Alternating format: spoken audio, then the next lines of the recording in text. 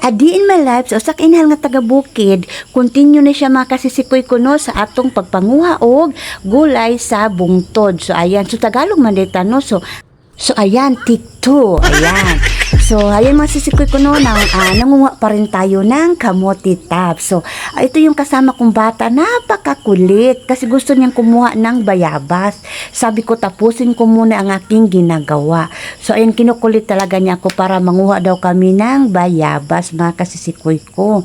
So, ayan, dahil nandito na rin naman tayo, so, pinakita ko kasi na may alugbati, syempre, pahuhuli pa ba tayo? Ay, tayo mag-ari ngayon kasi walang tao dito. So, harvestin natin to lahat.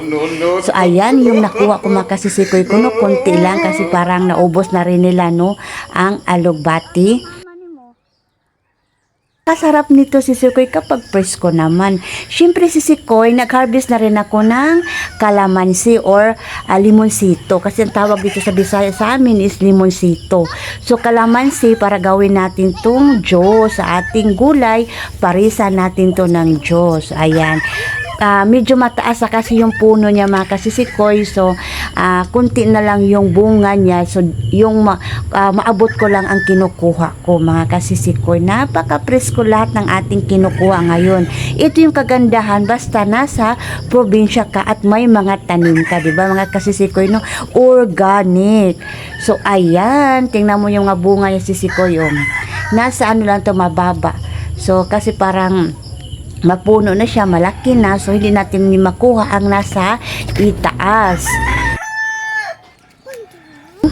Ayan, masarap to pag may sausawan. So ito yung kasama kong bata, yung pamangkin ko, gusto talaga niyang magpakuha ng bayabas. Syempre dahil mabait na auntie tayo, sinusunod ko yung gusto niya kasi yung bata kasi minsan lang humihingi sa atin, no? So kahit mahirap tayong umakyat, sige todo na natin to para makakain na tong pamangkin ko si Sikoy na si Ikoy. Dahil tapos na tayo ng walang bayabas, dito naman tayo sa ating pang toppings kasi nakikita ko kasi napaka-presko ng kamunggay or kalamungay, ano bang Tagalog nito mga kasisikoy ko. Ayan, bagong sibol. Kaya nanguha na rin tayo sisikoy para kumplito ang ating lulutuin at wala ka nang hahanapin pa. So ayan, tapos na tayo, no. So pababa na ako mga kasisikoy ko.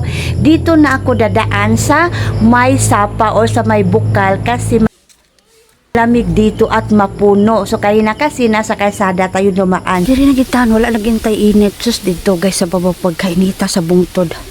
So kita guys, padong na tauli diri lang ko niagi sa sapa kay ganina nang kalsada ko pagkainita naman. So tanawa diri guys, hayahay kaayo ang hangin. So tayo pila-pilan dito guys. Wow, pagkahayahay. Tanawa guys, pagkahayahay. Ano nag-ani dito guys, ay nag-ani dito, ayan.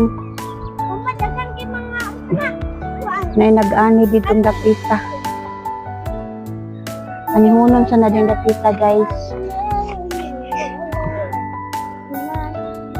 So ayan, tatawid na tayo sa ilog mga kasisikoy patungo sa amin. Wala kasing tubig kasi mainit ngayon. So may nadaanan akong baka dito sa aming kapitbahay. Ayan, abot na tama kasisikoy ko, no? So dito na tayo.